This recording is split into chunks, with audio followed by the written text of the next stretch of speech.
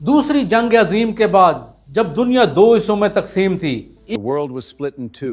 Allies and Axis. एक side पे American block और फिर दूसरी साइड पे सोवियत यूनियन का ब्लॉक। तो उस वक्त चाइना भी दो हिस्सों में तकसीम हो गया। उसके जो कौम परस्त रहनुमा थे वो अमेरिका की सपोर्ट में थे, और जो मौजे थे जो कम्युनिस्ट पार्टी के थे और वो सोवियत यूनियन के सपोर्ट में थे। चाइना में क्योंकि उस वक्त सिविल वार थी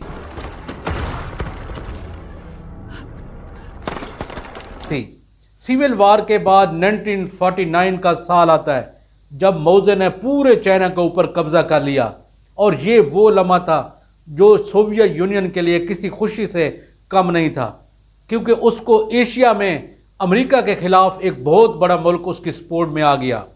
फिर 1950 आता है और दुनिया को चाइना के साथ कुछ अजीब मनाजर देखने को मिलते हैं।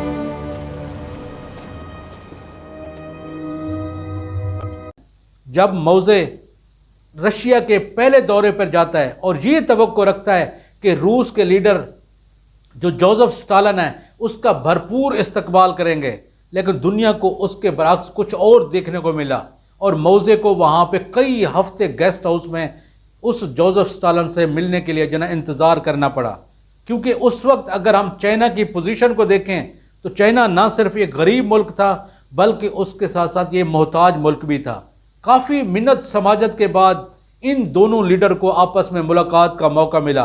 फिर इसके बाद दोनों ममालिक के दरमियान चाइना और सोवियत के बिटवीन एक फ्रेंडशिप डील होती है, जिसके बदले में रशिया चाइना को इंजीनियर देगा, रशिया चाइना को इकोनॉमिकल सपोर्ट देगा, फिर उसके बाद जना उसको टेक्नोलॉजी देगा, और चाइना रशिया को क्या देगा इसके बदले में, एशिया में अमेरिका के खिलाफ सपोर्ट देगा।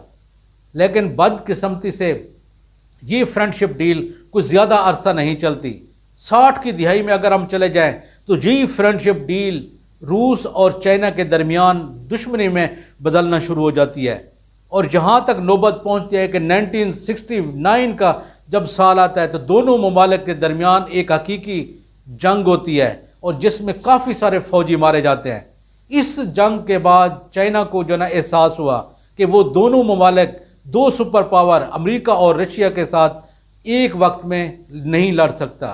इसके बाद 70 की दिहाई में चाइना अमेरिका के साथ बेहतरीन ताल्लुकात शुरू कर देता है, और हत्ता कि जो ना 1972 में अमेरिकी सदर इस चाइना के दौरे के ऊपर आते हैं, और फिर 1976 में मौजे मर जाता है। फिर उसके बाद चाइना को एक नया लीडर मिल जाता है, जियाओ तंग, जिसने चाइनीज़ अवाम के लिए मौशत के दरवाजे